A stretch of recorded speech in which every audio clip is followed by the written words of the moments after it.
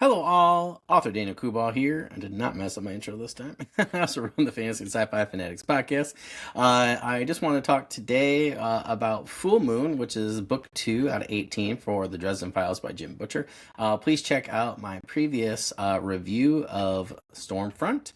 And then please check out my overall series review as well as the rest of them, which I'm going to be, starting to do each book in the series. I've only read up to Skin Games, Skin Game. See, I don't even know.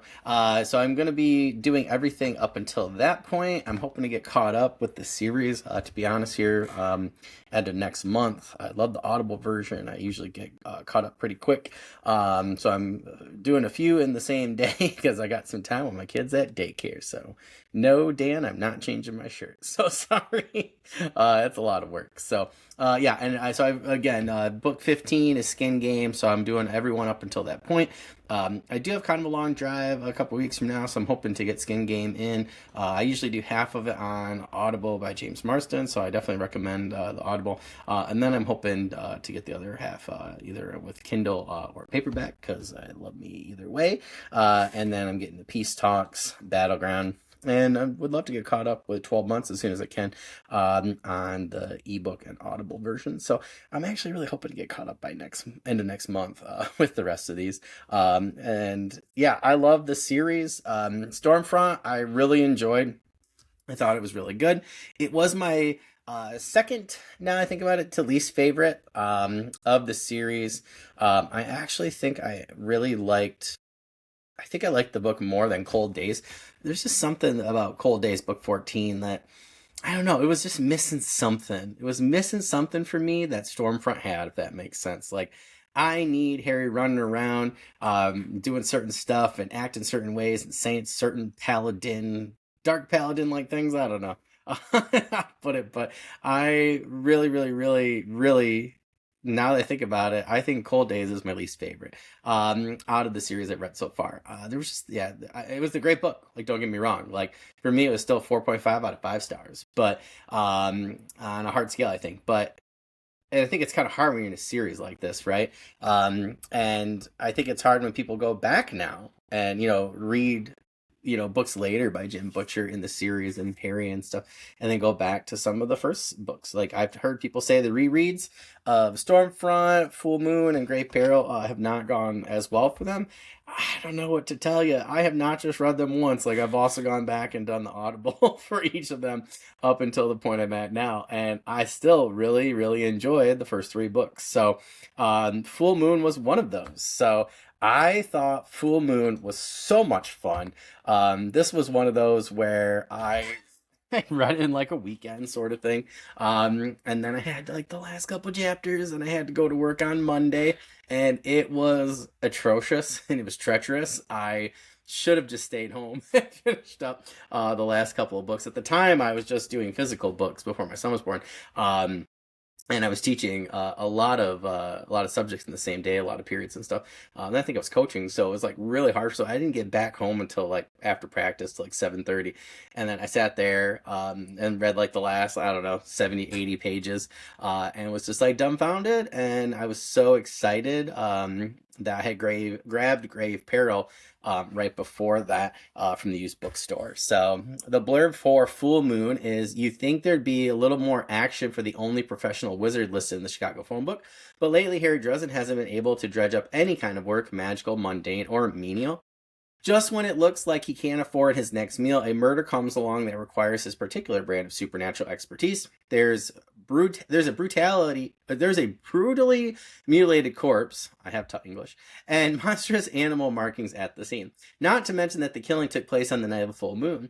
Harry knows exactly where this case is headed. Take 3 guesses, and the first 2 don't count.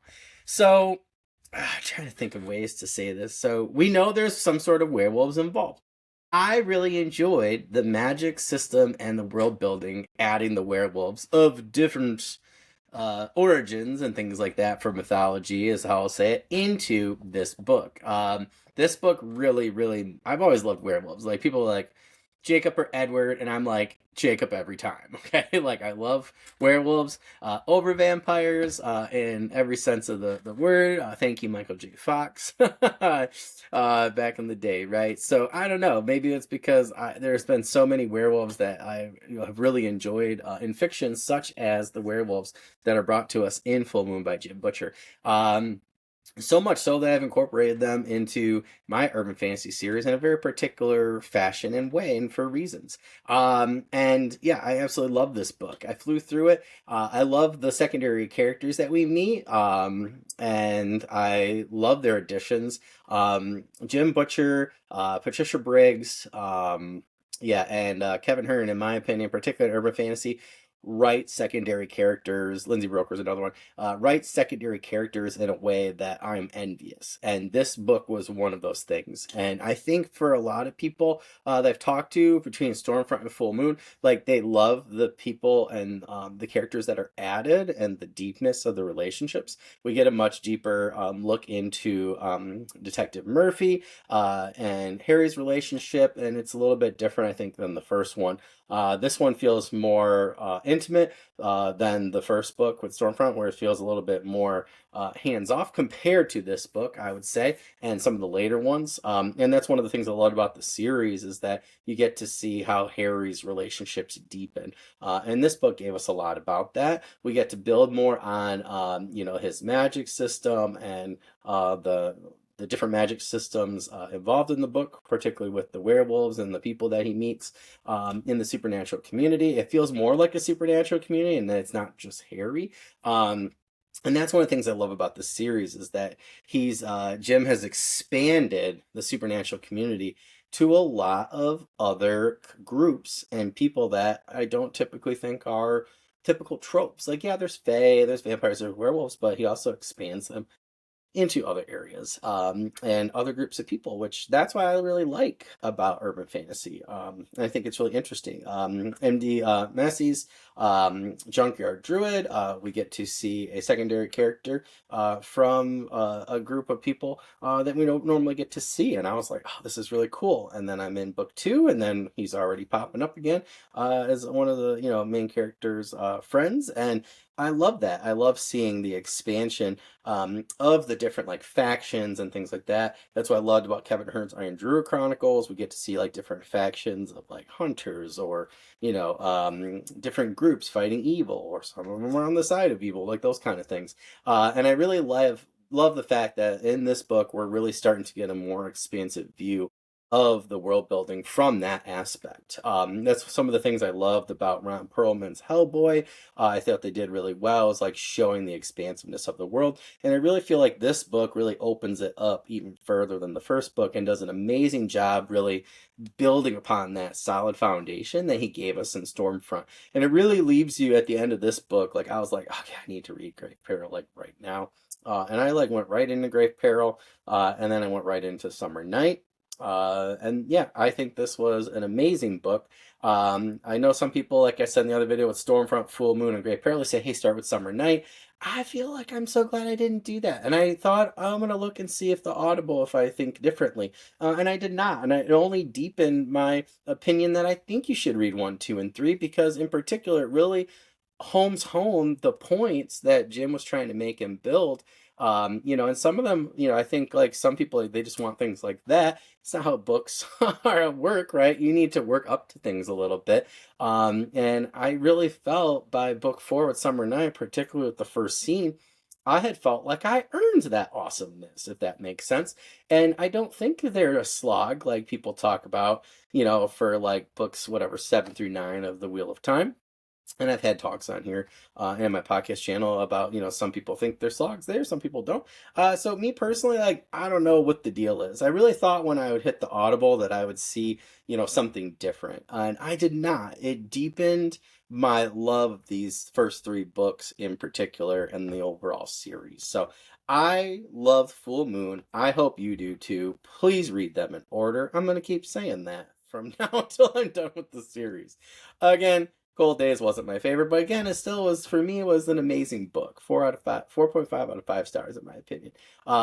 So I really want you guys to check this book out. If you have checked this book out or read the series, or at least read Stormfront, please check out my other videos. Like I said, I'll be discussing different things in them. Please check out my own work, www.authordanielcoolbaugh.com. I will be updating my website because I have 2 anthologies I'm a part of, and I have some other stories and things that will be going out there, so I'll be updating the blog and things. I've just been super slammed with our anthology, Arcane Awakenings, and another anthology that Ben Shankman, one of my core team members of my anthology, are in. That's Rings of Adventure with Mike and Ro from the Bald and Bald podcast. So ours comes out September 13th. Our cover reveal just happened today, which is going to be the past in this video, which is going to be Monday, July 27th. So please check that out. It's by Miblart, 100% human made in the process, before, during, and after. So please check that out. Our Rings of Adventure anthology drops September 1st. So please go and follow both of those pre-launch links. You will not be disappointed with what we provide you. Hope you guys have a great rest of the day. And as always, happy reading, my friends. I'll see you guys later.